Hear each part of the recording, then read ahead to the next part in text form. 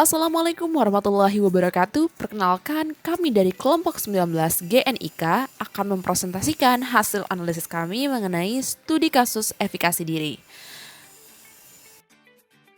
Diri individu mengenai kemampuannya untuk mengorganisasi, melakukan suatu tugas, mencapai suatu tujuan, menghasilkan sesuatu dan mengimplementasikan tindakan untuk mencapai kecakapan tertentu.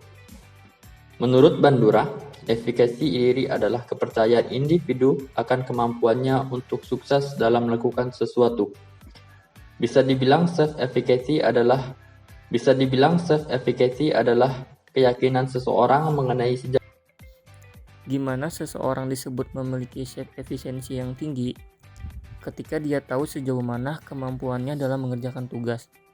Seseorang dikatakan mempunyai self efisiensi yang tinggi kalau dia tahu kelebihan dan kekurangannya dalam tugas. Jadi, seseorang dengan self efisiensi yang tinggi itu tidak cuma pede, tapi dia juga mawas diri, dia juga merencanakan suatu tindakan untuk menutupi kekurangannya supaya dia mendapatkan target yang sudah dia tentukan. Self efisiensi ini penting banget dimiliki loh, karena ia berkaitan dengan ketentuan dan pengembangan diri. Bayangin saja kamu seorang pemain gitar. Kamu melatih skillmu tapi tidak mempunyai mentor. Ketika kamu mempunyai self efisiensi yang tinggi dalam dadamu, kamu akan sadar skillmu sudah sejauh mana, baru sampai mana progresmu. Kamu juga tahu kelemahanmu. Dengan gitu, kamu jadi tahu apa yang masih bisa kamu kembangin dan kekuranganmu di bagian mana yang perlu kamu tutupi. Orang dengan self efisiensi tinggi itu bisa menilai dan memberi evaluasi pada dirinya sendiri.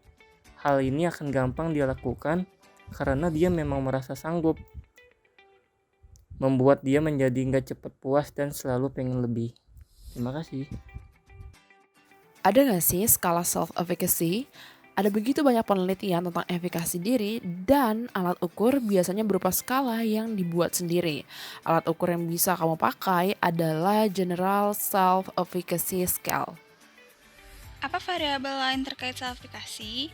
Variabel-variabel lain yang terkait dengan self-efficacy terdapat macam-macam.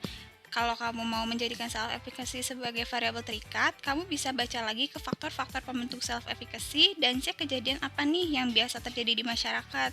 Kamu bisa mengaitkannya dengan tipe kepribadian, apakah introvert dan extrovert bisa mempengaruhi self-efficacy seseorang, atau mungkin nggak self-efficacy antara satu ras dan ras lainnya berbeda.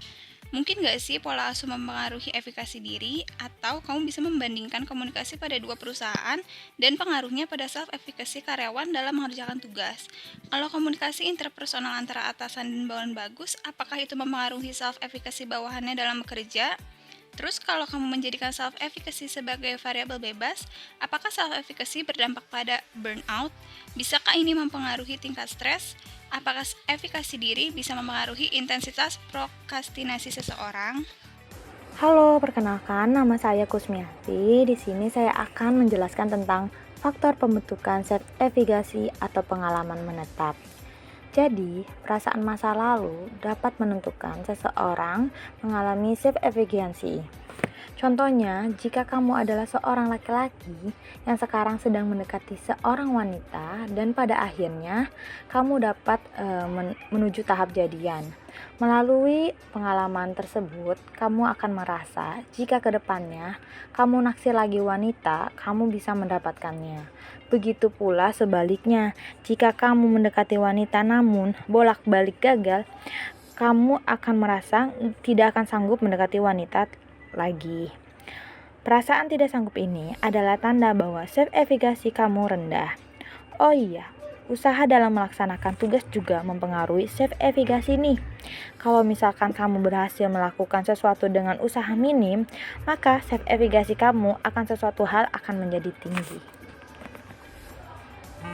Pengalaman yang kamu rasakan sendiri. Kamu pernah nggak punya seorang teman yang kamu anggap kemampuannya setara dengan hasilmu? Kemudian kamu melihat dia melakukan suatu hal dan berhasil. Saat itu kamu pikir, lah kalau dia bisa, berarti aku juga harusnya bisa dong. Saat kamu mikir gitu, berarti self-efficacy kamu sudah terpengaruh. Jadi, self-efficacy bisa dipengaruhi dengan perbandingan antara kamu dengan orang lain. Selanjutnya, pendapat orang lain.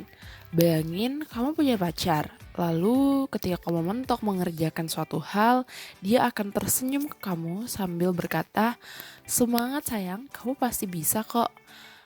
Lalu apa perasaan kamu? Kamu akan berasa menjadi semangat, bukan? Kalau udah dibilangin pasti bisa seperti itu, rasanya kamu pun menjadi yakin akan diri kamu. Ini tandanya pendapat orang lain turut dapat mempengaruhi self-efficacy. Tapi secara umum, menurunkan self-efficacy ternyata lebih gampang loh dibandingkan meningkatkannya. Keadaan psikologis. Kalau lagi bete, lagi suntuk, lagi sedih, rasanya jadi males ngapa-ngapain. Nulis skripsi juga emoh banget. Tapi kalau hati lagi berbunga-bunga, lagi happy, rasanya bisa deh bikin skripsi 2 jilid dari habis maghrib sampai sebelum imsak. Begitulah kondisi psikologis bisa mempengaruhi self-efficacy kamu. Studi kasus self-efficacy. Lexi memiliki sifat yang dermawan, baik, suka menolong, rajin, terampil, pekerja keras, tekun, dan teliti. Lexi pun selalu mengupayakan mimpi dan targetnya agar dapat dicapai dan perfeksionis terhadap detail dan waktu. Namun suatu ketika Lexi diharuskan untuk pindah ke kantor cabang, atasannya juga menjelaskan bahwa tantangan yang akan dihadapi lebih besar dibanding di kantor pusat. Walaupun dengan begitu, atasannya juga memberikan alasan mengapa ia memilih Lexi untuk dipindahkan ke kantor cabang. Alasannya menjelaskan karena Lexi dapat dipercaya bisa menghadapi rintangan ataupun tantangan. Walaupun nantinya mungkin Lexi akan mengalami perubahan lingkungan di perusahaan tersebut. Berhubung Lexi adalah seorang yang gigih dan taat kepada aturan, maka Lexi menerima tawaran tersebut. Ia siap menerima konsekuensi dan siap ditempatkan dan ditugaskan di kantor cabang. Sebelum diberangkatkan ke kantor cabang, Lexi diminta untuk menandatangani kontrak kerja selama 3 bulan. Atasannya menjelaskan performa yang kurang pada kantor cabang, yang sebagaimana performa tersebut diantaranya ada beberapa tantangan dan rintangan. Maka atasannya pun bertujuan mengirim Lexi agar mendorong lingkungan dan rekan-rekan kerja di sana dapat bekerja dengan positif serta kondusif. Dan juga mendorong perusahaan kantor cabang bisa berkembang memiliki performa yang tinggi. Maka Lexi diminta untuk memperbaiki situasi yang sedang terjadi di sana. Mengapa demikian? Karena atasannya merasa Lexi memiliki performa yang tinggi atas dirinya selama bekerja di perusahaan pusat. Setelah Lexi dipindah tugaskan di kantor cabang, hari-hari Lexi sudah dihadapkan beberapa tantangan, yang dimana rekan kerjanya sangat pasif. Tidak lain dari itu karena Lexi memiliki karakter yang disukai perusahaan, maka Lexi membawa sebuah perubahan pada kantor cabangnya. Namun, setelah ditelaah dan dijabarkan, Lexi merasa rekan kerjanya menolak atas perubahan yang dibawa oleh Lexi. Beberapa rekannya mengajukan pengaduan kepada atasannya bahwa performa yang dibawakan Lexi sangat berlebihan. Apalagi Lexi adalah karyawan baru di kantor cabangnya tersebut. Namun, kali ini atasannya menyatakan iya dan atasan kantor pusat sudah sepakat dan menyetujui adanya Lexi di kantor cabang ini yang akan membawa beberapa performa positif, mau itu dalam bentuk kecil atau besar, karena kesempatan ini cukup berharga bagi perusahaan tersebut. Atasannya pun mengkomunikasikannya kepada Lexi sebagaimana mendapatkan banyaknya teguran dari sesama rekan kerjanya. Di situ Lexi merasa kondisi lingkungan kerjanya telah menyalahartikan tujuan dan maksud Lexi berada di perusahaan tersebut. Namun, pada akhirnya Lexi mencari solusi dengan nilai efikasi diri yang ia miliki. Ia menjabarkan bahwa sikap perfeksionisnya itu bukan bertujuan untuk menekan rekan kerjanya, melainkan untuk menyarankan serta mengajak orang lain agar bekerja lebih baik lagi. Lexi memang mampu fokus pada detail-detail remeh, akan tetapi bukan berarti ia melupakan tujuan dari apa yang rekan kerja lainnya lakukan. Ia hanya membantu menyelesaikan masalah yang ada dan membuat pekerjaan terlihat rapi serta selesai tepat waktu. Maka dari itu, Lexi mengambil alternatif lain, yaitu menjadi realistis, mulai peka melihat segala sesuatu dari sudut pandang orang lain, berbaur dengan mereka, mengajak mereka bertukar pikiran, dan berkompromi dengan dirinya sendiri untuk menurunkan standar perfeksionisnya. Setelah itu, rekan kerja lainnya mulai bisa menerima keberadaan Lexi, sebagaimana mereka memang menyalahartikan sifat Lexi yang perfeksionis dari kesalahpahaman yang terjadi pada rekan kerjanya, juga tidak langsung mengkomunikasikannya kepada Lexi. Makanya terjadilah persepsi kesalahpahaman di situ. Namun, karena Lexi telah menandatangani kontrak selama 3 bulan, maka waktu Lexi pun tidak lama lagi di kantor cabang.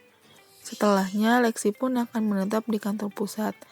Lexi berhasil menghadapi rintangan dan tantangan yang ada di kantor cabang, terlebih lagi saat ia menjadi karyawan baru di kantor cabang hingga saat masa kontrak habis, ia sudah bisa melihat performa positif dari rekan kerja lainnya. Sekian presentasi dari kelompok kami, kurang dan lebihnya kami mohon maaf. Wassalamualaikum warahmatullahi wabarakatuh.